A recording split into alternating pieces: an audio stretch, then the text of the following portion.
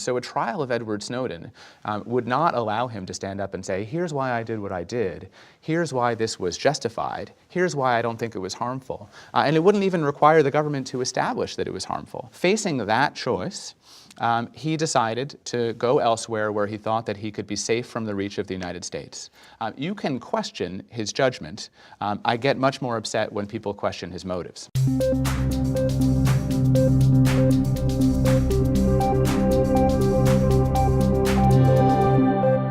Hi, I'm Raihan Salam, and this is the Vice Podcast Show. We're here today to discuss Edward Snowden, the former NSA contractor who's caused a roiling debate about technology and secrecy in the United States and in democracies around the world. I'm joined by Fred Kaplan, the war stories columnist for Slate.com, author of The Insurgents, and the Edward R. Murrow Press Fellow at the Council on Foreign Relations, and also by Ben Weisner, the director of the Speech, Privacy, and Technology Program at the American Civil Liberties Union and Edward Snowden's legal advisor. Thanks very much for joining us, you guys. Sure.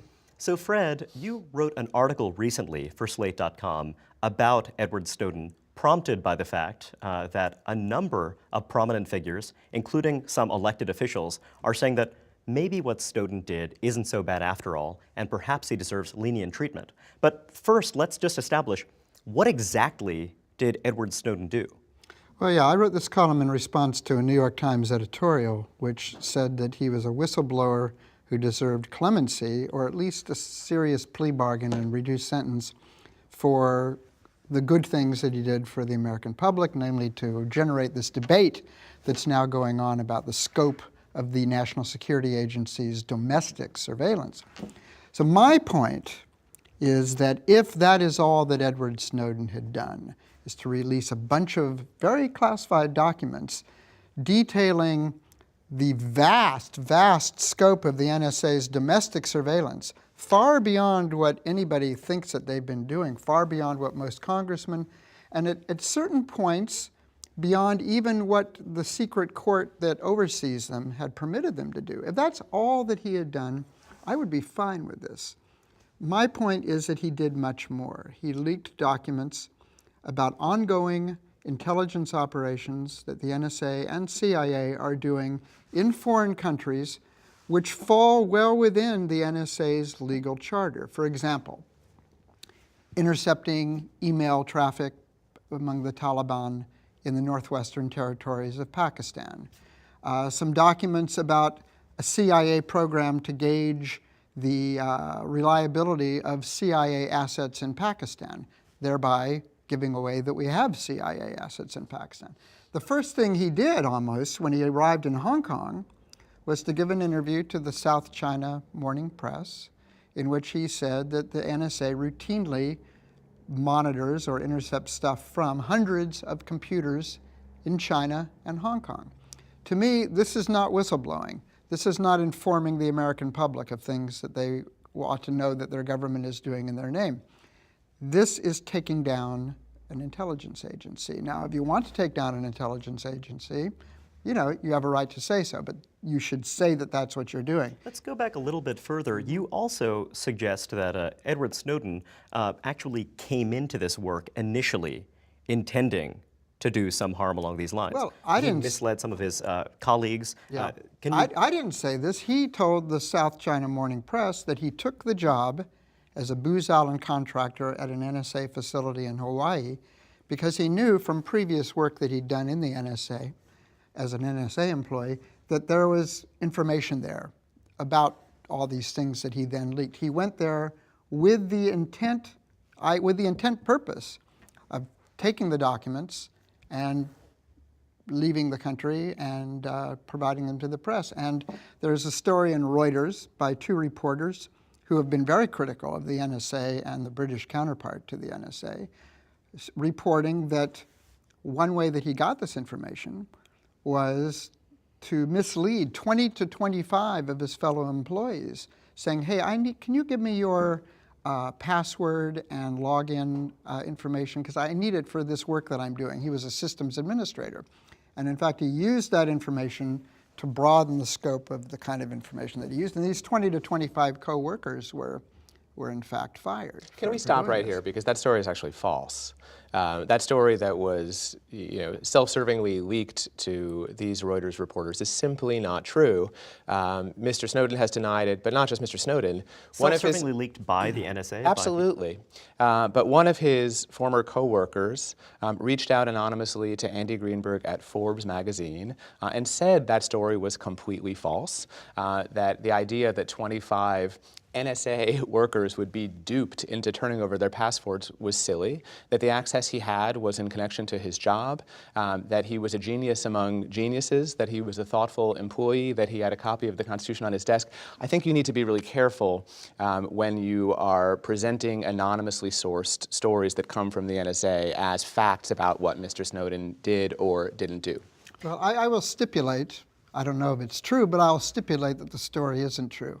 My main point about what Snowden did is unaffected by So let's talk about that. What did Snowden do? Because I do think that there is a sort of baseline misperception about what he did or didn't do. There is this perception that he took all of this incredibly secret material and handed it over to the public. And that simply isn't the case. What he did is he took material that he had access to from his jobs, material that probably should have been better protected by the security state, and he gave it to journalists whom he selected. His instruction to those journalists was, I have been in the intelligence community for 10 years. I'm not in the best position to decide what is or is not in the public interest to publish, but I'm very, very troubled by what I see. And I want you and your editors, in consultation with the United States government, to decide what to publish. And I don't want you to publish things that will cause harm to intelligence programs, and I do want you to publish things that will be in the public interest.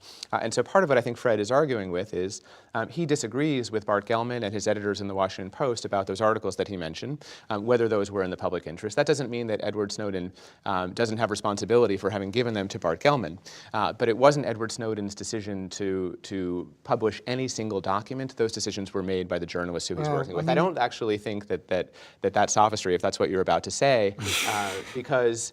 it's more than sophistry. Well, go ahead. Well, look, when you take a job like this, you sign a contract where you say that you will not provide this information to anyone who is unauthorized, who is not authorized to receive it. We're not talking here about stuff that is stamped secret or stuff that is stamped top secret. This stuff is stamped top secret, no foreigners, specially compartmented intelligence. There are a lot of people who have clearances. There are many, many fewer people who have clearances at this level. Edward Snowden was a systems administrator. It's like a janitor in an office who has the key to every single executive office there. He can get into the logins and the passwords of anybody by himself. Quick clarifying question for Ben. Do you think it makes any material difference how Snowden or any employee of a national security bureaucracy actually gathers the information? Or do you think that that's ultimately immaterial? What matters is how the disclosures were made and the importance of the disclosures, et Well, cetera? I do certainly think that the disclosures speak for themselves, and that's the most important issue.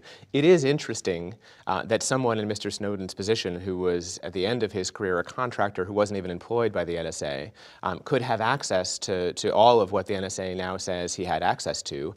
It does call into question their assurances that these systems are safe from abuse and that they know that they haven't been abused if someone like Mr. Snowden is able to walk out that way. But I do think that that is, to a certain extent beside the point. But to take another very large step back, Fred is absolutely right that some of these documents were classified at the highest degree possible. Documents that the United States government considered so sensitive. Of course, the same is true of documents that reveal the existence of the CIA's network of secret prisons in Europe and Asia. The same is true of... But that's not what we're Well, we'll get to that talking in a second. But I do think that the document that was classified at the highest level here is the one whose disclosure you consider the most legitimate. And that was an order from the Foreign Intelligence Surveillance Court to Verizon saying every day you should turn over all telephone data for all of your customers in America. Now, you said at the beginning of this, if that's what Mr. Snowden had disclosed, you would probably say he should get amnesty and he should get... I wouldn't say amnesty. Well, maybe you wouldn't say amnesty, but the point is I don't think that either one of us agrees that the classification stamp by someone in the national security state is the end of the discussion about whether the public should see something. I agree with that, That if it were, the public would be excluded from all kinds of very, very critical conversations about what our intelligence agencies and our military are doing abroad. I do want to address one question, and something that we ought to bring up, which is that, Fred, you've been one of the most incisive critics of U.S. national security policy in the post-9/11 era, and certainly when you're looking at much of the reporting that's been done about torture allegations, about the treatment of military detainees, but also much else, this has depended on disclosures of sensitive information, information that in various meaningful ways has, you could argue, degraded the ability of the U.S. military to do its work. I mean, just if you believe that the perceptions of I don't the US think there's any military question sure of that the that, Abu Ghraib photos led to the death of U.S. soldiers in Iraq. I think that's true. And yet, I also don't think that you would disagree that they needed to be published and should have been published. I do too. So I'm curious as to your thinking about that. I mean, because it seems though, the two of you are people who would have been on the same side of many of the debates that we've seen over the last decade plus. Yet, here's an area where you have some disagreement. So tell me, what is different about some of those revelations we saw during the Iraq era, et cetera? Well, as I say, these were what quite a lot of the Snowden memos, Snowden leaks, reveal are ongoing intelligence operations concerning policies. I mean, for example, the intercepts of emails of Taliban in the Northwest Territories of Pakistan. Okay, look, I've been very critical of the war in Afghanistan. I've been critical about drone strikes. Nonetheless, these are policies that are not illegal, that have been approved openly, ordered by the president, approved by the Congress. This is ancillary to legitimate U.S. policy, whether you agree with it or not. And leaking this kind of stuff is not something for a 30-year-old systems administrator deep in the bowels of the NSA to decide. You raise an interesting issue, which is an issue you could summarize as who elected you, Edward Snowden, which is a subject that Snowden himself has explicitly addressed. So, I mean, I guess one question is, look, we have democratically decided that we are going to have, a large U.S. military presence in Afghanistan that is going to be doing X, Y, and Z, and some of these intelligence gathering efforts are pursuant to achieving those goals that we've decided that we ought to have. So one question is, Edward Snowden has, in this sense, appointed himself as someone who is allowed to disclose this information and not this information, et cetera. So tell me a bit about your perspective on that, and whether or not it's appropriate for him to appoint himself. I want to respond to something that I think is a theme in Fred's remarks about which leaks are legitimate and which are illegitimate. And I think it breaks down roughly, although not exactly, along the following lines. Leaks that are about domestic programs that are arguably illegal are legitimate. Leaks that are about global surveillance programs that are almost certainly not illegal, certainly under the current structure, are illegitimate and should not have occurred. Is that a fair characterization of is your that Well, roughly? I it's said it wasn't. rough. Yeah, It's no, rough. I think it's rough, and Fred, I think we'll have plenty of time to respond to what I'm going to say. Here's my problem with that formulation. To the extent possible in a democracy, the public should consent and approve of what its military is doing abroad. The NSA is a very significant arm of the United States military. The fact that it is engaged in global dragnet surveillance, even if it doesn't implicate the Constitution, is something that the public ought to know about, even if it doesn't violate the law, unless those disclosures reveal sensitive sources and methods that will actually make the NSA's job difficult, will expose a source who could then be harmed. I think we all agree that there's a category of information, certainly Mr. Snowden agrees. You haven't seen disclosures about surveillance on specific people. You haven't seen disclosures that would reveal the identity of undercover operatives. So I think that we all agree that there is an area of disclosures that should not take place. And the question of where that line should be drawn, to me, doesn't break down under domestic or foreign, or even legal or or illegal because some of the most significant fallout from these disclosures has had nothing to do with illegal programs and has had nothing to do with domestic programs. If you look at the report, President Obama asked 5 of his associates, including some of his old friends and some people who were high up in the intelligence agency, to review the NSA's operations in light of these disclosures.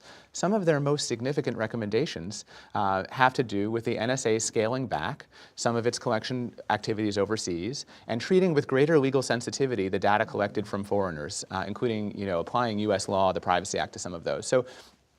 And some of the greatest objections to the NSA's programs have come from technology companies, not because of domestic operations, but because of what the NSA was doing to hack into their systems abroad. Some of the articles I think that Fred has questioned.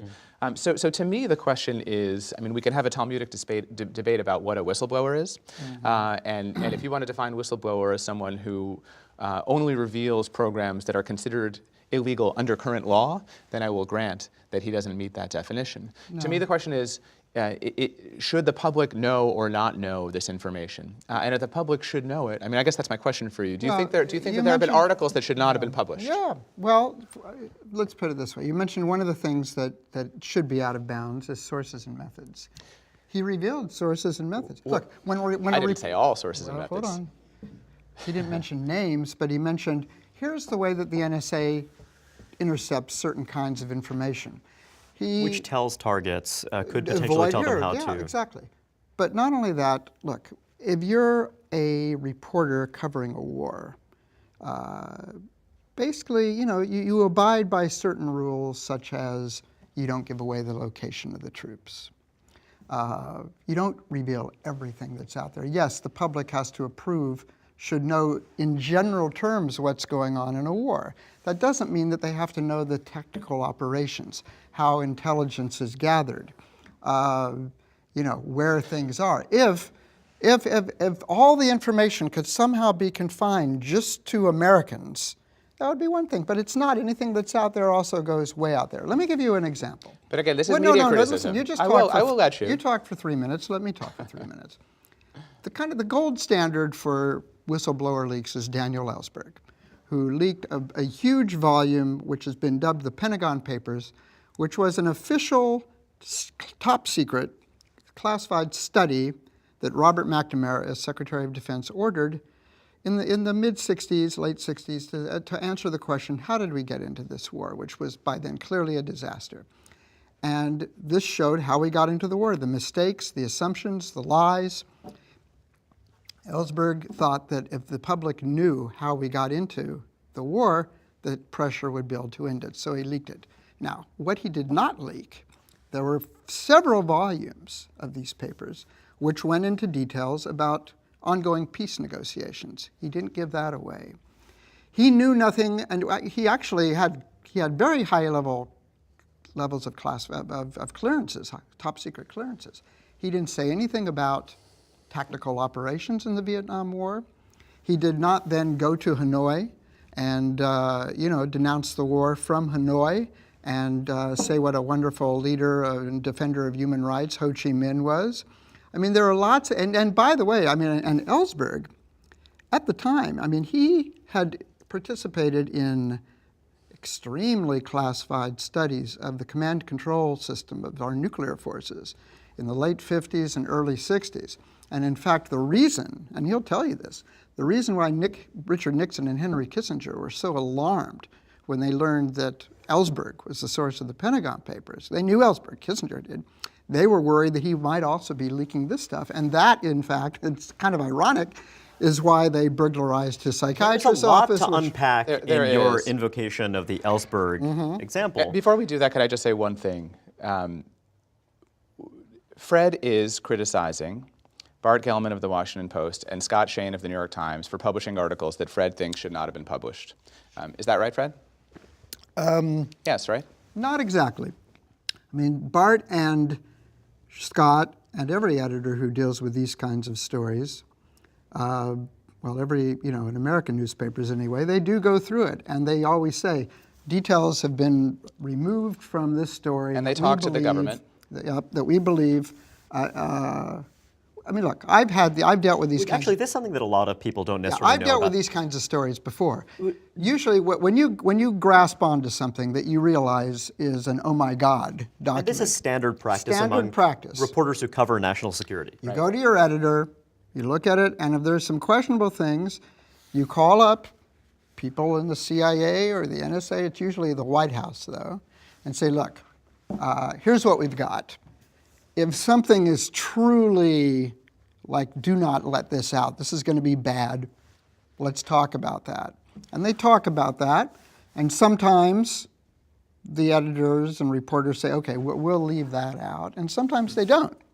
And this is a subject for a completely different discussion. I disagree. I think it's a subject for this discussion, because I think that you're trying to hold Edward... I don't know what Bart and others left out of their stories, and they're not saying either. We're talking about what they didn't leave out, and you're saying it shouldn't have been published. I mean, your whole argument is based on the fact that articles, you've just referred to articles published on the front page of the Washington Post and the New York Times. The specific things that you said the public shouldn't have known, and that Edward Snowden should not have given to journalists, were published by the New York Times and the Washington Post after close consultation with the United States government. You were saying the stuff that was left in should not have been published. I just want to be clear that that's your point. Okay. I would say that some of it probably So it is fair to should say not that you're have been questioning published. the judgment to some degree Yes. of... Yeah, That's exactly I what guess he's doing. Yeah. Yeah. But let me add one more thing, and I think we do need to get to this subject. I think it needs to be cleared up whether anybody else has this material. We should certainly get to that. For example, look, this needs to be discussed, that he fled to Hong Kong, which is a protectorate of China, and then went to Moscow. Now the story, and I know, is that he went to Moscow and he was going to get a connecting flight to Cuba and from there go to someplace in Latin America. You don't believe it? I don't believe it. If you're in Hong Kong or if you're in Hawaii and you want to go to Latin America, there are a lot of ways to get to Latin America without going through Hong Kong and then Moscow. It's true that once he got to Moscow, the United States took away his passport. He says, well, I can't leave. Look, if the Russian government had wanted him to leave, they could have issued him a temporary visa, which would have allowed him to go to the transit lounge of Sheremetyevo Airport, and then he could have gone anywhere. What's the point of all this? I mean, My point is this. There is a story, and maybe you can tell me whether he's told you this is true. There's a story in the Russian press, in Kommersant newspaper, which is a respectable business paper, largely, in Moscow. Look, I was a Moscow correspondent for 3 years. I know a little bit about this. And they reported that, he disappeared in Hong Kong for 3 days. Nobody knew where he went. Kommersant reported that he was in the Russian consulate. Edward Snowden has told James Risen of the New York Times that he did not take any classified information with him when he went to Russia. I want to know, and listen, this is not a right-wing nut conspiracy question. No. It's a legitimate question. From innuendo Did to he give accusation. anything to the Russians at the consulate in Hong Kong? Did they discuss asylum? Who brought it up, him or them? Are there trades? Look, the thing is this. Let's not underestimate things. If a Russian or Chinese Snowden came to the United States, the NSA wait, hold on, no, let me make this point. The NSA would be all over him to get information. And if he wanted to stay in the United States, a deal would be struck. I want to know, the FSB, the Russian security service, it's an absurd claim to say that they're less ruthless than the CIA, the FBI, or the NSA. I think it has to be examined whether some kind of deal was cut. Well, before we go into this, just one question then. Do you think that if somehow we discover that that is in fact true, that Snowden did disclose valuable information to, let's say, the Chinese or the Russian intelligence bureaucracies, would that be reason not to grant him leniency or clemency? Yes, and if the world were flat, we'd have to be very careful. Of course. This is not the world is flat. We this would is have not to, a we'd have world to, is no, flat no, no, question. stop. It would be very, I would try not to fall off the end of the world. If Snowden had handed the US government secrets to China and Russia in exchange for being able to How about be there. discussed it? Yeah, no, I think that would change the situation enormously. The problem is there's nothing that I can say that will satisfy Fred, because you cannot prove a negative. What if I said that Snowden has told me that he did not spend any days in the Russian consulate where was he in those Hong 3 Kong. days? No, see, okay. So if you, first of all, would you believe him? And second of all, if you did believe him, would it change your view of anything, whether he had or had not been there? Why is it so important? It's very important. It's very important. Because of what? I mean, he has, Because look, No, the no, Cold no. War. The Cold War is over. Russia and China are Fred, not our ideological. Wait, let me make this point. I'm Let letting you me make this every point. It is Your not hands to my face. No, it is not. They're not our ideological enemies anymore. However, in the realm of cybersecurity, cyber conflict, cyber wars, cyber crime, call it what you will, Russia and China are the countries that are penetrating the computer networks of our financial system, of the Defense Department, of planting logic, trying to plant logic bombs in electrical and water plants. This isn't conspiratorial. Fred, give me a moment. So if he is giving this kind of information, But he's not. But It's just, a guys, legitimate question. There's no answer. Give me a moment here. Just, but so for you, so your point is that it's hard to prove a negative. Certainly hard to Yes. prove it to the satisfaction of people who are convinced that Snowden must have disclosed this kind of information. But I want to know from you, if you're the United States government, if you believe that it really would be a problem had he disclosed this kind of information, how can you be assured that it didn't happen? I mean, just Why are you asking a question like that? I mean, look, the United States government knows a lot more than Fred knows about what China or Russia might have access to. They would know if Snowden had stolen, millions of documents and the Chinese and Russians had access to it. There are 1,000 ways that the United States government would see that because of the massive surveillance that we do on those countries. The fact that only a few right-wing members of Congress are making this accusation, and that people in the That's not at all security true. state That is not at all true. and that people in the NSA at the very high levels are saying we need to sit down with this person to have a conversation about, possibly amnesty in exchange for other things. Look, they that know. suggests that they know the they limits, is what you're telling know us. that the who's- information has not been. one person on the NSA talked about that The head of the Snowden task force. that it would be worth having a conversation but- about. It doesn't mean, and then it was completely. The president completely disassociated. I'm himself regretting in that having comment. participated in this conversation because there really is no way to respond to that kind of innuendo. All I can give are his denials and mine, and there's no way that will Now, satisfy. look, let me Fred. just say that this is not a right-wing thing. I would say, hold on, I would say cares? that 3/4 of the people I've talked to, including some people on the president's And what commission, would satisfy are them? very suspicious. Well, that, we've they established wonder, that. why I'm did not he sure go to we should- Moscow? Guys, we've established I'm that not people sure are this should be suspicious. broadcast. But I think that Oh, come on. Yeah, let's not broadcast it. Let's censor it. I feel like we've heard a lot of speculation. I don't know if we can. We're off the air Yeah. now. Look, if somebody goes to Moscow and it's a weird transit point for where he wants to go. But guys, this is a but legit. This is Fred, an absolutely Fred, I think legitimate issue. Fred, I think that's fair, and I Sure. think that you raised the point, and I think that I think it would be so we useful can- for us to fine. move on to But something you're not else. going to cut this, No, are you? no, we don't You have said to it cut- shouldn't be I'm broadcast. saying What kind that of if the bullshit is that conversation, from I'm an saying, ACLU guy? I'm not saying it should be censored. As far as That's I'm what you concerned- said. No. Actually, I wouldn't mind if this were broadcast. I it's wouldn't mind it either. It's fine. We can broadcast the whole thing. What I mean is this conversation is not interesting. That's why Yes, I said it is. But It's I- well, absolutely no. extremely But I think that interesting. but I think that we've just established the contours of the debate, and I But think the that problem is we did we it in can the move wrong on. order because, Didn't. well, here's why, Fred. I think we need to have a conversation, Ryan, and I don't know if you were planning to go here, about why Snowden didn't stay here to stand trial. That's a And- different issue. It's No, no, where he went. Right? No, but I think if you have the first one, then the second question becomes, if he's not going to be here, where should he be? Right? And I'm happy to have that conversation of where you think that he could Well, be. just to clarify, just to set it up. So, one issue is if Edward Snowden did something that is fundamentally unobjectionable, if he did something that is actually about protecting the values of a liberal democracy, then a lot of people are wondering why did he leave the country? Why did he go? And not So, only that, are we on? Are we on? By the way, because another thing. I'd like us to be on. And my goal is to Okay. ask a question Well, so he that we also, can get back let's into look it. at what he did when he got to Russia.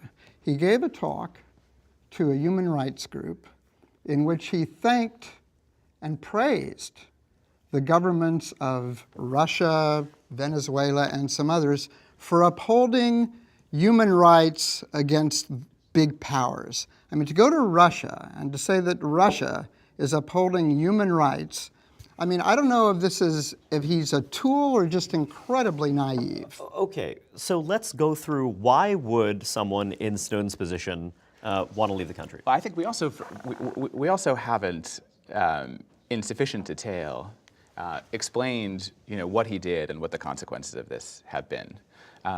He made disclosures to journalists. A series of articles have been published that have revealed the nature and scope of the NSA's domestic and global spying operations. Now, the first offense that we heard from the administration was these programs have been approved and ratified by all three branches of government. And there actually is a certain truth to that. The programs had been approved by the Foreign Intelligence Surveillance Court, which is a secret court that hears only from the government. The programs were overseen by congressional intelligence committees, which are, I think Fred would agree, as often captured by the intelligence community as they oversee it. And of course, they had been overseen by and approved by the NSA itself. What's happened since? There's been historic reform efforts in all three branches of government. As the dispute is moving from these secret courts into open federal courts, for the first time we're having judges question whether the programs are constitutional. As this has moved to the full Congress, the Congress is now considering legislation that would be the most sweeping intelligence reform legislation since the 1970s. And even the executive branch, even the president, has acknowledged that the NSA was essentially out of control and needs to be reined in both abroad and at home. So I think that well, he did. I mean, his report said that, and I think that certainly he said that in connection to the allegations that there had been surveillance on the personal cell phones of foreign leaders, as well as some of the dragnet operations abroad. So your point is that this couldn't have happened? There is no way this could have happened, and probably Fred would agree with that too. This isn't a situation where someone stumbled on something scandalous and had a choice either to report it to his superiors or to take it to the newspaper. What he saw in his job was a surveillance apparatus that his superiors and the traditional overseers deemed legal, for the most part. They wouldn't have thought it was scandalous. If he had gone to his superiors, as he tried to do, they would have ignored him or crushed him, which happens to whistleblowers. If he had gone to Congress, well, they already knew. People in Congress were on the floor of Senator Wyden was on the floor of the Senate saying, if the American people knew what I knew, they would be outraged, but I'm not able to tell them about it. So there wasn't actually any other way for him to do this other than to bring the public into the conversation by bringing the press into the debate about what should be public and what should not be public. I think it's an important predicate. Now, having done those things, should he have stayed in the United States to face the music the way that traditional civil disobedience takes place? You break a law that you consider unjust, you desegregate a lunch counter that's segregated, and you go to jail to pay that penalty? Here's the problem with that argument, and I hope we can have this conversation. The law under which Snowden has been charged is a World War I era espionage statute. It essentially equates leaks to the press, whether they're in the public interest or not, with spying for a foreign enemy. And in fact, the Justice Department has taken the position in recent prosecutions that leaks to the press are more damaging to the country than selling secrets to a foreign enemy, because the whole world gets to see this information rather than just a single person. And in fact, the Justice Department has successfully argued in these prosecutions that evidence that the leaks were in the public interest, all of the consequences, all the positive consequences from this, are not just irrelevant but inadmissible in these kinds of prosecutions. So a trial of Edward Snowden would not allow him to stand up and say, here's why I did what I did, here's why this was justified, here's why I don't think it was harmful. And it wouldn't even require the government to establish that it was harmful. Just the fact that someone had stamped these documents top secret would essentially ensure that Mr. Snowden would serve decades in prison. Facing that choice, he decided to go elsewhere where he thought that he could be safe from the reach of the United States. You can question his judgment. I get much more upset when people question his motives. So I have two quick questions. One for you. Although I do want to answer that. One question for you, Fred, is that we do see routine leaks from the national security bureaucracy, many of which are leaks that seem to be deployed by people within it in order to help achieve certain purposes of their own. So I wonder what you make of that and how that fits into this larger landscape. Well, look. And feel free to kind of respond as well. Nobody has leaked anything like this. I've heard, I don't know how many, it's been estimated from tens of thousands to one person told me it was 1.1 million documents, okay? Let me return to my main point. I agree completely that this debate that's going on, which I am very much in support of, would not have happened without Edward Snowden's activities. That's indisputable. However, my main point is that he went way beyond what we are now celebrating, and that has to be taken into account. Some people say that the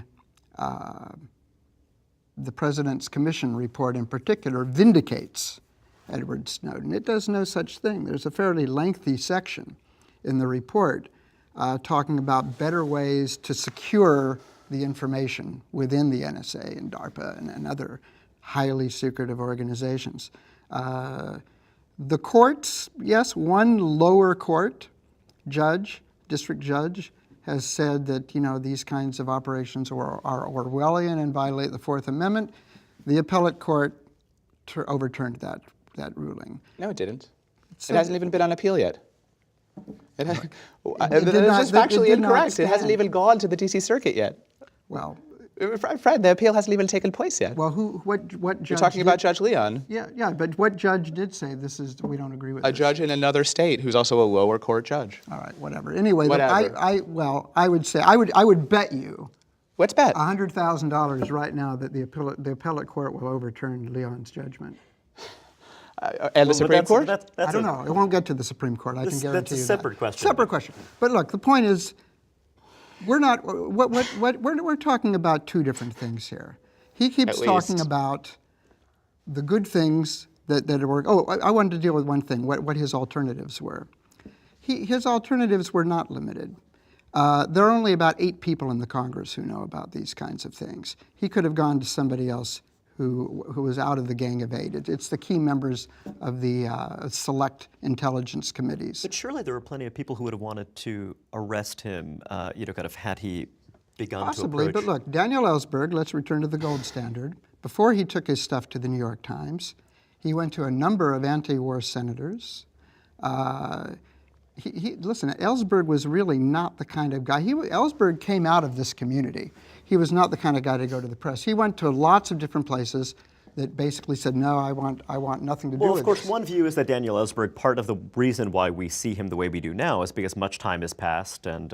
It is Also, absolutely... let me just make one Fred. more point. Yeah, at least. I would have been fine. There were maybe, 10, 20 documents that basically show what he wanted to show? 10 to 20?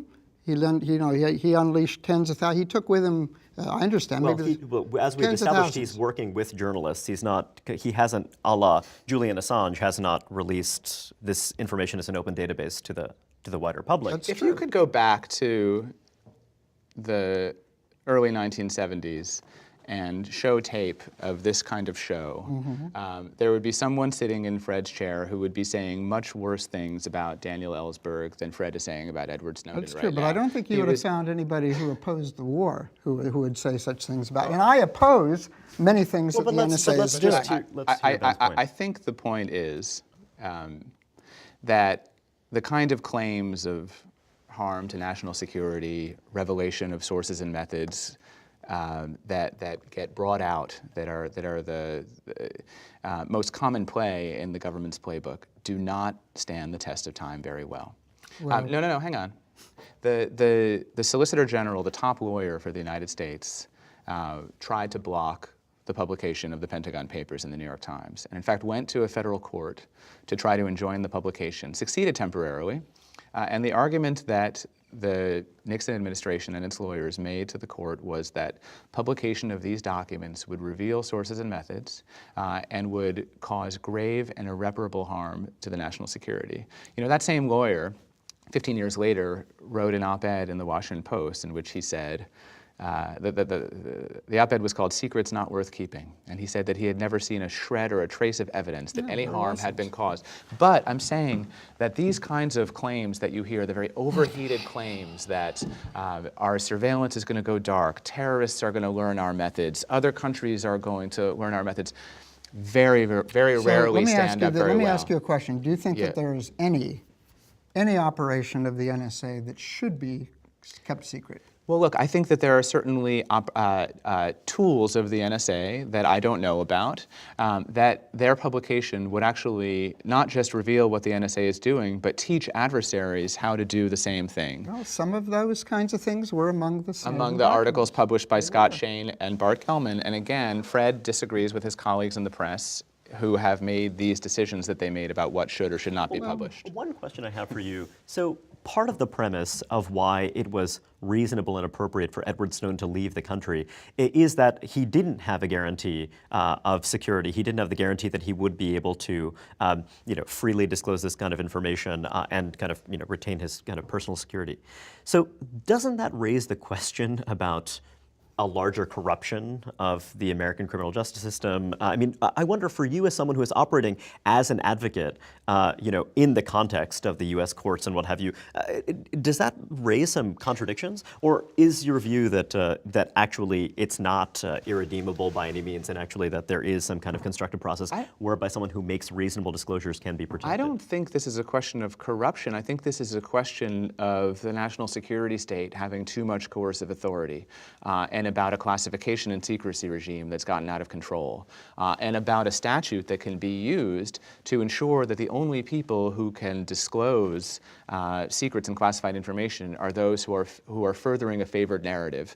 And when people actually reveal things that the security state doesn't want to have revealed, then they're punished under a system that doesn't even allow them to justify themselves. Look, I think that the way that the Espionage Act has been applied to leakers since And you think that can be fixed? I think the way the Espionage Act has been applied to leakers since the mid-1980s is unconstitutional. I think that government employees don't lose their constitutional right. It's certainly curtailed somewhat by their position of confidence in the government, but I think the First Amendment requires them to be able to make a justification and limits the state's ability to criminalize whistleblowing in the public interest. The lower courts that have considered this in the last few decades have disagreed. The Supreme Court has never ruled on this. But look, I do think that we could reform our laws governing leaks and leak prosecutions in a way that would allow someone like Edward Snowden to have a fair trial. I think we haven't done that. I'm convinced that he would have gotten, many decades in prison, if not life in prison, without ever having the chance to explain why he did what he did and to justify what he did. Fred, I have a question for you. Given the seriousness, as you see it, of what Snowden has done, are you disturbed by the fact that you now have a large number of pretty prominent people who are now suggesting that, including the New York Times editorial page, who are now claiming that he's entitled to clemency? What do you think that is? I mean, do you think that reflects some kind of intellectual failure on their part? I think, and this is why I wrote the column, I think they are focusing on part of what Snowden leaked. And on that the part that you consider defensible. Yeah. And that you don't think would have merited leaving the country. You think that had it just been that piece of it, there would have been no reason to leave? No, listen, even the New York Times, they talked about a reduced sentence. I think, look, I don't know anybody, maybe you disagree with this, who thinks that if Snowden came home and had the best possible result that you can imagine, I mean, I don't know anybody who would doubt that he's still going to serve some jail time. You can't, listen, the NSA, my article was called Why Snowden Won't, and then in parentheses, and shouldn't get clemency. Let's concentrate on the won't part first. The NSA, I mean, you're talking about the crown jewels of secrecy. 20 years ago, you could not even mention the phrase communications intelligence, which is what they did. That very phrase was classified. I mean, this is such, and I'm not saying this should be the case. But doesn't that matter whether it should be the case? No, hold on, but I'm talking about won't, why he won't.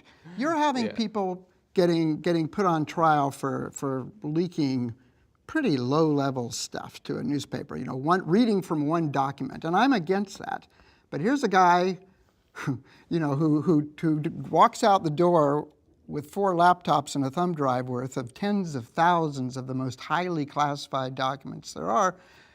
I'm saying that just as on a realistic level, even if everybody said, Edward, everything that you're right, what you did was really helpful to our democracy, and we've looked into this and it's had no damaging effect on us at all. he's still going to serve some time. And not just for Espionage Act, there's also an act called stealing government documents. But there's one question I want to ask you. We tried to get into I'm this just a little saying bit this before. is a practical thing. Well, let's actually talk about it as a practical matter, right? As a practical matter, Fred, you find it just inconceivable that someone would commit what the country considers to be serious crimes under its laws and not be prosecuted or serve time. These laws. Well, these laws, that's exactly the point. I mean, Washington is full of people who have committed very, very serious crimes and not even been charged. You know, lying to Congress is a very serious crime. Ordering the torture of prisoners is an extremely serious crime. And yet, you're not saying those people won't get away with it. In fact, those people did get away with it. I know, and I'm upset about that. But if that's the case, if people can commit very serious crimes that unquestionably harm the country, I don't understand why a conversation about an exceptional remedy for someone who many people believe really helped the country should be so inconceivable or off limits. You've argued that there's something wrong, there's something amiss when a whistleblower is punished more harshly than the people who commit the crimes that have been disclosed by the whistleblower. Is that a fair characterization of your view? I think it's right. I think that the value that's being vindicated by the system is their ownership over the decision about what should be public and what should not be public. Much of, as I say, much of what Snowden leaked is not criminal But Fred, activity. but Fred, that's fair enough. But would you agree with that general principle that that if the whistleblower is revealing real crimes and abuses, that those crimes and abuses should be punished at least as harshly as the person who discloses?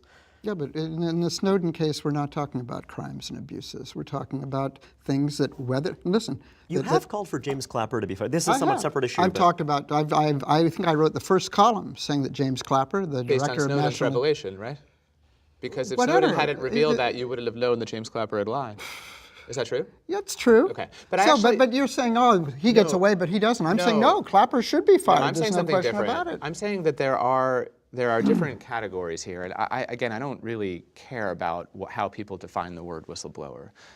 There are people who reveal hitherto unknown criminal activity by the government, and I think we certainly agree that those people should either not be punished at all or very leniently. Then there's a different category. What Snowden's talking about is not What criminal Snowden activity. has done is reveal something that that the system did not consider to be illegal.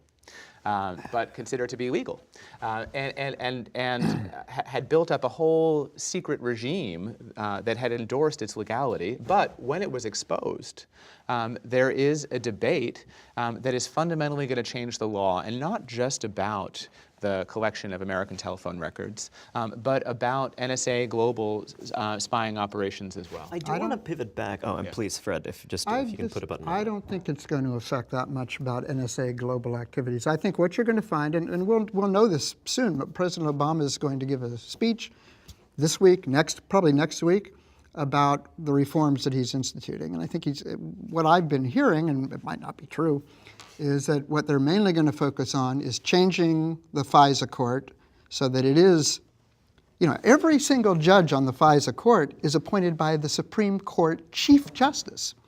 I made a proposal in one of my articles quite a long time ago saying that each justice should be able to choose one person so that it reflects the balance of power within the non-secret court system. One question I have is that there is something very strange when you have you have Senator Ron Wyden, who is notionally involved in the oversight of intelligence. Well, not notionally. Although not one of the Gang of Eight. But is then telling the public, there are things that I would like to tell you, but I can't. So getting to the question of who elected Snowden, which is something that I think is actually a pretty important idea. My understanding is that Snowden's view is that, well, I was elected when these various oversight bodies failed in various ways. What do you make of that basic argument? Do you think that it's actually, just the argument from democracy? It's on the one hand, it's appealing, and it's good that somebody should be able to do that. On the other hand, Daniel Ellsberg figured that he was going to go to jail for quite a while. And the only reason why he didn't go to jail is that the Nixon administration offered the judge the directorship of the FBI. They went to the judge who was handling the Ellsberg case and said, how would you like to be the new FBI director? The judge properly took this as interfering with the justice system and declared the case over, and Ellsberg was freed. He has said, and he knows very well, that that's the only reason why he didn't go to jail. So, civil disobedience, what was it? Thoreau didn't pay taxes or something and he went to jail. You pay civil disobedience carries a price. The other question, and again, it's a complicated thing, but, do we want 29-year-old systems administrators, wherever they are, making decisions on the meaning of the Fourth Amendment? Do we want that? Do we want people in the health system, who have access to records and who don't like abortion, say, and therefore, doing something that makes it much harder for somebody to get an Ben, abortion? I think that I want to get to that fundamental question about democratic citizenship, because it does seem as though that's the thing that is it a self-appointed 29-year-old, et cetera. This is kind of the idea that we hear, but it does seem as though there was something a little bit broken in how we tend to think about how the democratic process ought to work here. Well, there is actually a fundamental problem, a fundamental tension that we all can agree. If you believe, as Fred does and as I do and as you do, that there's some set of information that the government can legitimately keep secret, then you have this problem in a democracy. How do you do oversight?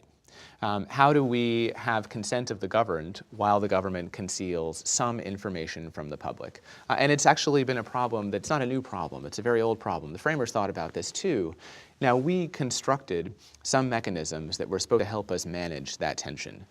We have intelligence committees in our Congress that have specialized access to these programs.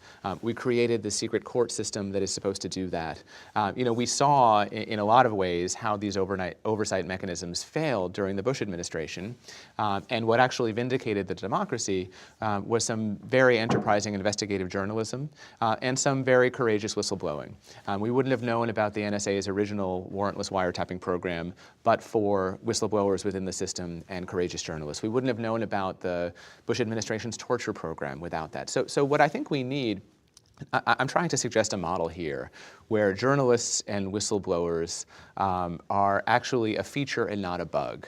It's something that the system creates by having inadequate and failed ordinary oversight mechanisms. Now, I think that what then happens is we realize if Fred agrees with that structure, then we're talking about scale, and we're talking about judgment. We're talking about whether we can judge these disclosures on their terms and not the motive or intent. But I think that what Snowden meant to do, and I've said this before, but I'll say it again, is to widen the circle of people who had access to information about what he had seen, to include journalists who he had selected.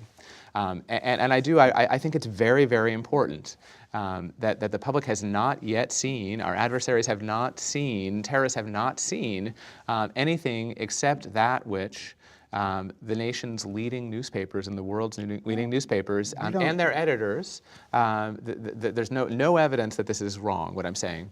Well, we don't actually know that. There is this very difficult problem with democratic oversight over secret operations, and that the press, the First Amendment protected free press, has actually been the public's representative in ensuring that the security state doesn't get to decide for itself, finally and irrevocably, what the public will see and what it won't see. And your view is that Snowden has stayed within bounds, that he has, in operating through the press, in operating through people who've been willing to work with the national security bureaucracy. Well, I will say this, I can say more, which is that the journalists who Snowden gave the information to have in every single case, gone to the government before they have published something. Now, they don't always agree with the government, but Fred probably hasn't always agreed with the government when he's had these kinds of conversations. Now, I do want to keep that separate from the accusations that Fred makes about whether China or Russia has access to these materials, because I think that is a different category,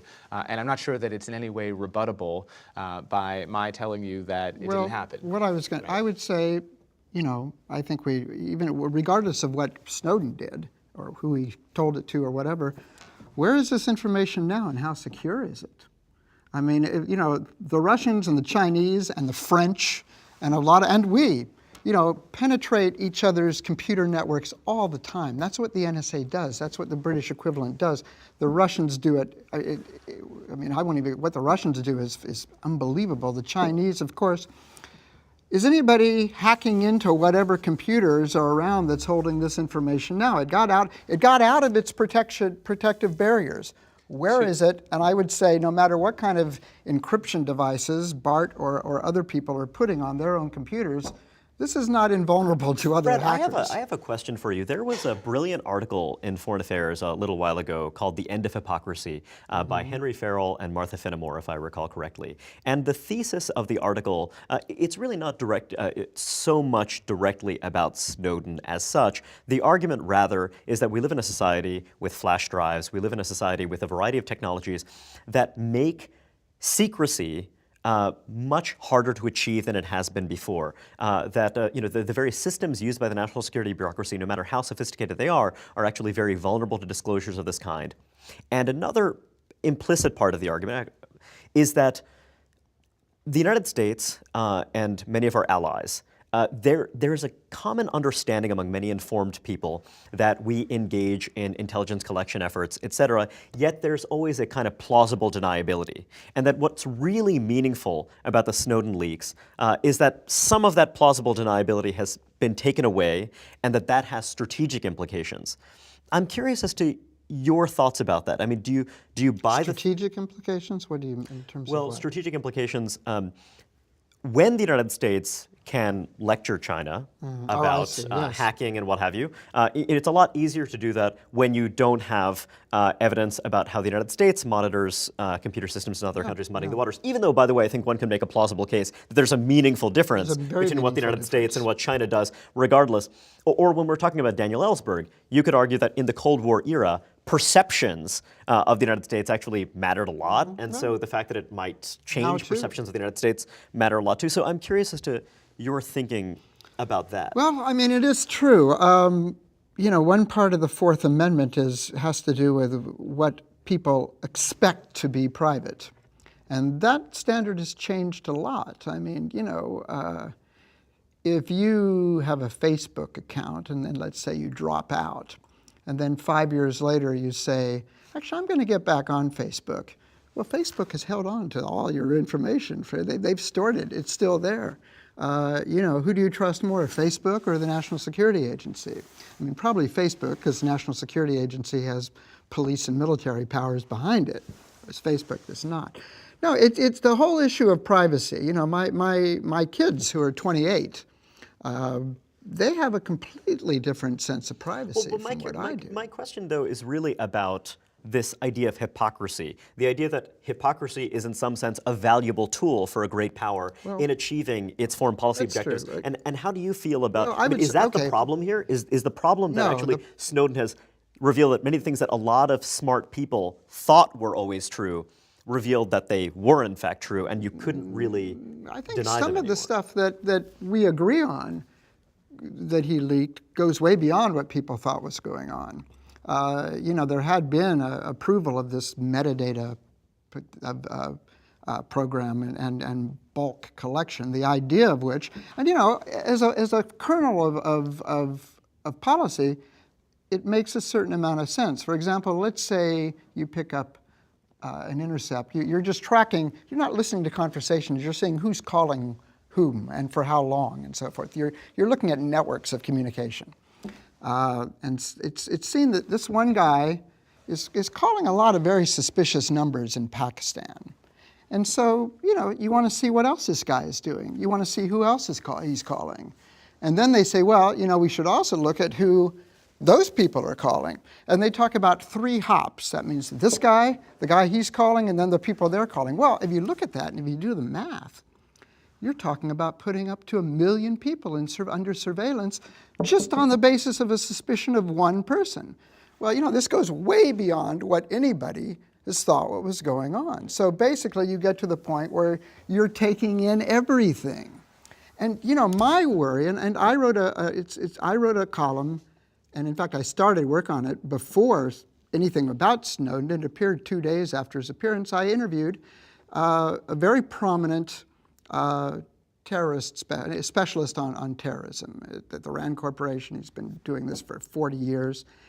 And he told me in this interview that he's very worried that, you look at one thing of surveillance, you say, well, yeah, I can understand that. You look at another program, well, I can understand that. You put them all together, though, and he said that you're creating the foundations of a very oppressive state. Now, he wasn't saying we have a very oppressive state now, but imagine if, say, another Richard Nixon, or J. Edgar Hoover, or somebody like that becomes president, director of the NSA. You have the makings of a very dangerous situation. You know what that makes me think of? Do you know who else made that exact point a few days later in a video that was broadcast on the Guardian website? It was Edward Snowden. No, I agree with He it. said, we have built in secret the architecture of oppression. Yeah. The only thing that protects us from that oppression are a set of flimsy rules that will be swept aside if there's another terrorist attack or another war, and that we have a turnkey tyranny situation. That if you build this capacity, and you're relying on things like rules and internal policies to protect us from abuses, that's very dangerous. He thought we needed to have laws. He thought we needed to have decisions by courts that would establish constitutional principles to do those things. I completely agree with that, and I agree with the stiffening of some of this oversight and some serious reforms in the oversight, and I'm very interested to find out what President Obama is proposing, some of which he can do by executive order, some of which Congress will have to approve. But see, it's, again, returning to the problem. Like, let's take an example, these new revelations about these young people who broke into FBI headquarters 40 years ago and disseminated documents about completely illegal FBI operations monitoring the anti-war and civil rights. Actually, it's not. No, but hold on. Why do you say that was completely illegal? Oh, what? It violated the law. There was. Wait, guys, but wait, hold on. Just Let me to lay just out what had happened for the sake of those well, who okay. haven't read So these guys, they break into and this was 1971. Yeah, they break into FBI headquarters and they find documents. This was in Media, Pennsylvania, is that right? Near Philadelphia. Near Philadelphia. And they found documents that showed that the FBI was monitoring and even kind of disrupting anti-war movements, civil rights movements. It was a program called COINTELPRO that they didn't know what it meant at the time. But now, my point is this. They provided those documents to a Washington Post reporter, and they remained secret for 40 years. They just came out, last week. The people did. Yeah, the people did. So, but here's my point. They gave them documents about this. They did not turn over documents. I don't even know if they had them, but if they did not turn over documents about the FBI investigations of the mafia, the FBI investigations of serious criminals, of internal, of internal espionage or something. They didn't do that. I'm saying Edward Snowden did the equivalent of what these FBI guys did, the kids who broke it, but he also leaked a bunch of stuff that has nothing to do with it sounds like improper he did something propriety quite and similar, illegality. which is that just as these thieves, broke into the FBI and then gave it to a journalist of the Washington Post, it just sounds as though, one could argue that Snowden just had a bigger trove of documents that he disclosed to more journalists. I want to make a few points about this. I think that one of the reactions to the Media Pennsylvania story coming out right now is, well, we all know that what the FBI was doing then was illegal. Actually, that wasn't so clear then, and it's not so clear now. The FBI still infiltrates groups of protesters. The FBI still keeps files on people who are engaged in First Amendment activity. But surely breaking into an FBI Well, breaking in is breaking the law. But what I'm saying is that They remain they didn't even talk to each other for the next 40 days. They knew that if they got caught, I'm saying that if you want to justify the Media Pennsylvania burglars on the ground that they only exposed illegal activity, whereas Edward Snowden also exposed activity that's deemed legal, at least for now, that actually doesn't hold up very well, because there isn't law as clear as you think there should be about FBI surveillance, and certainly the FBI agents who were involved in that and their superiors were never prosecuted for any of those, and the civil suits that were brought against the FBI were dismissed on national security grounds. So number two, I think that it's an ambiguous case. Just absolutely, as now they're all ambiguous. Number two, I think that Fred suggests that Edward Snowden was indiscriminate in his provision of information to journalists. First of all, I dispute that. I think Snowden was pretty careful about what he gave to journalists. But second of all, his instruction to them was, I am giving you things that provide context. It's not clear that everything that I'm giving you should be published. You need to make that determination with your editors. And again, I know I repeat this again and again, but I think that many of Fred's criticisms must at least include the press, must at least include the reporters and their editors who are making the decisions about what the public gets to see. Well, one thing that I at least know what Bart Gellman does, I don't know what Glenn Greenwald does, or what Spencer Ackerman of The Guardian also does. They don't just turn over these documents, okay, let's do the highlights. They have gone out and talked with people in the know. They've gone over the documents with them. They've said, explain this to me. I don't understand what this means. Am I right that this... And Bart has said that on some occasions he was about to publish something and somebody told him, oh, listen, that's really beyond the pale and let me tell you why in absolute confidence. And he said, oh, okay. And this has gone on throughout. So I'm not condemning the newspapers as much as you think I am. But, this has gone on for many years. I mean, Seymour Hersh, who has been one of the most intrepid investigative reporters. There was an operation in the 70s called the Glomar Explorer, where a secret CIA operation, a Soviet submarine had sunk, a nuclear submarine.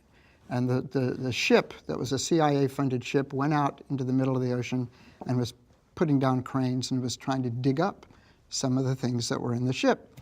And Seymour Hersh had the story, and he wrote a story about it, and he gave it to the director of the CIA, William Colby at the time, who convinced him that, look, this is an ongoing operation. We're getting very valuable stuff from this, and don't do it. And Hersh said, well, I'm a patriot too, and he held it until Jack Anderson, another investigative reporter, published it, and then Seymour came out with his story. So the system works.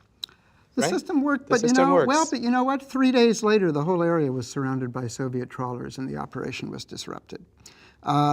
So I don't know. The system works sometimes, doesn't work on other times. But you would also agree that there is harm to the country, not just from overpublication, but from underpublication. That excessive secrecy and excessive classification is actually a problem, and not only a problem for democracy, but also a problem for security. There's arbitrary classification. A person I know in the Pentagon told me that she was reading a paper written by a colleague. It was stamped top secret. She goes, why is this top secret? And he said, well, nobody will read it if I don't stamp it top secret, which is true. But this stuff goes beyond top secret. I would say that no. The stuff that's been published. I would say no. The American public does not need to know that we're intercepting emails of Taliban militias in the northwestern territories of Pakistan. I would say no. The American public does not need to know the catalog of techniques that the NSA uses to intercept certain kinds of communications. And that is media criticism. No, it isn't. Why not? Snowden, look, if Snowden were responsible, he would have taken the documents that he wanted to be out, instead of just saying, here's a million documents. And so the reporters couldn't resist once they had them? I'm saying your criticism at least includes the reporters, doesn't it? How can you say that Snowden is responsible for what the New York Times decided to publish? Solely responsible. It doesn't make any sense. Because Dan Ellsberg. Because Dan Ellsberg. Wait, because Dan Ellsberg deliberately did not leak certain things that he thought. I do want to ask. So we've gone over this idea. I want to ask you. You're someone who's been critical of a hyperactive U.S. foreign policy as well. I criticized the Iraq War, the Afghanistan War. Yeah, sort of. You've been criticized. Now, what do you make of the possibility that these revelations and constraining an NSA that I think you both agree has, in a lot of ways, become unaccountable and dangerous, that might actually constrain U.S. foreign policy, that actually might make it less likely that the United States will do some of the things that it's done over the past decade and a half? No, I don't see it. I mean, in the... Look, for better or for worse. This is about, the whole business of cyber conflict, cyber war, for better or for worse, and I think it's for better and for worse. This is a very active stream. All countries are penetrating each other's computer networks. This is kind of a new domain of conflict, and it is getting out of hand. But simply revealing how the United States does certain things doesn't do anything. I mean, for example, and again, I'm going to return to this, Snowden would also have had access to, for example, after-action reports of Russian, Chinese, French, North Korean, Iranian, other countries penetrating our networks. Why didn't he include any of that information in the leaks? It's only the United States, Britain, Australia, New Zealand,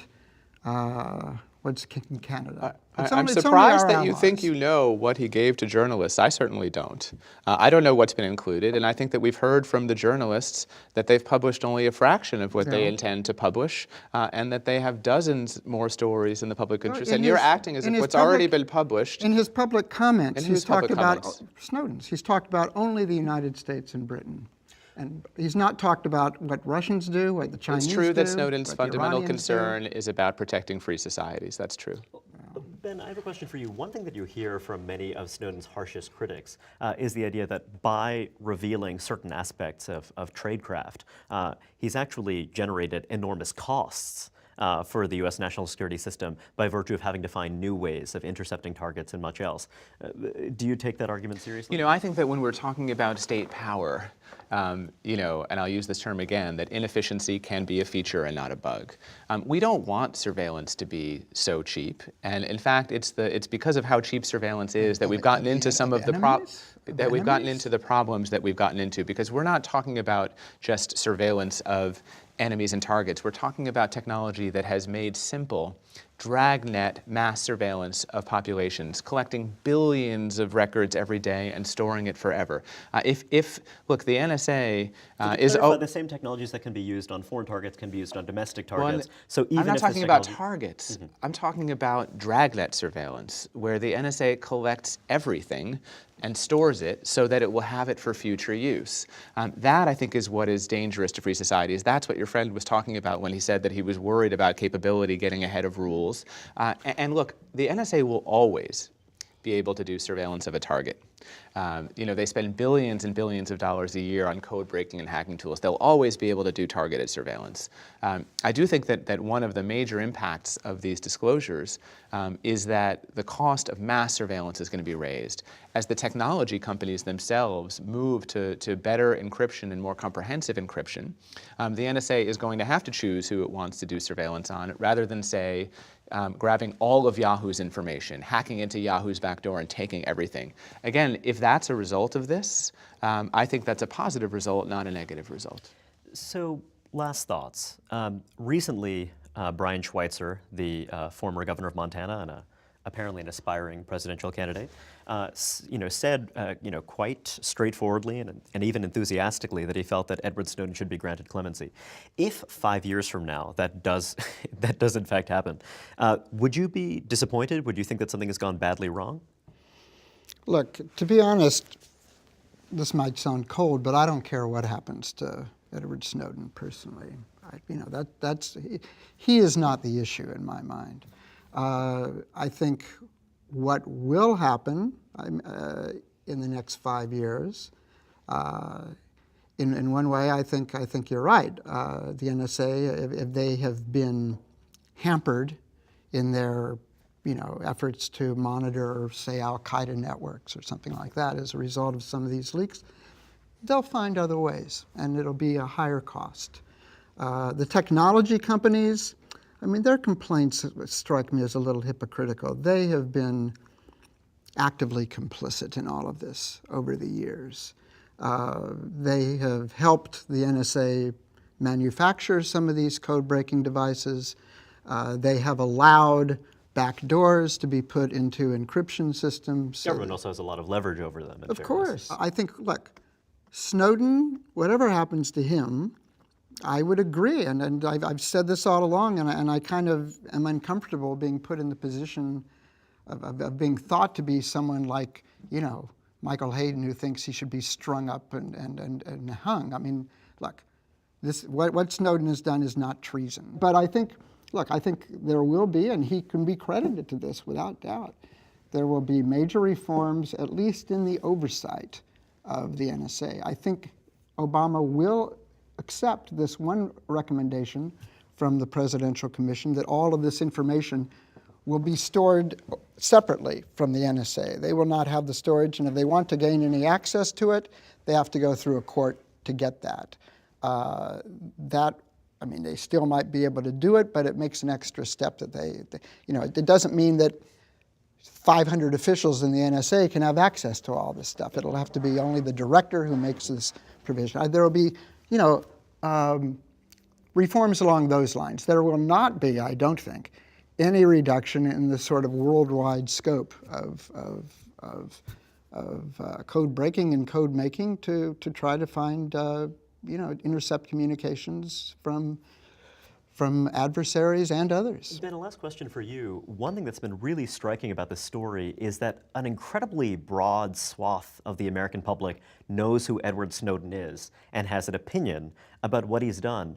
What do you think are going to be some of the lasting implications of what's happened, regardless of what kind of legal treatment he winds up receiving? Well, I do think the most important single fact is that we in the United States, and in fact democracies around the world, are now engaged in the most significant and most comprehensive discussion or debate about surveillance technology and authority in almost 50 years. And I think that this, what Snowden revealed is what many of us had been anxious about, that we had allowed our technological capabilities to outpace our democratic controls in a way that over the long term could be dangerous to our free societies. I think the fallout from this debate is going to be enormous. I think it's not just going to be domestic. I think it's going to be global. I think it's going to be technological. I think it's going to be enforced by the courts. I think it's going to be legislated by the Congress.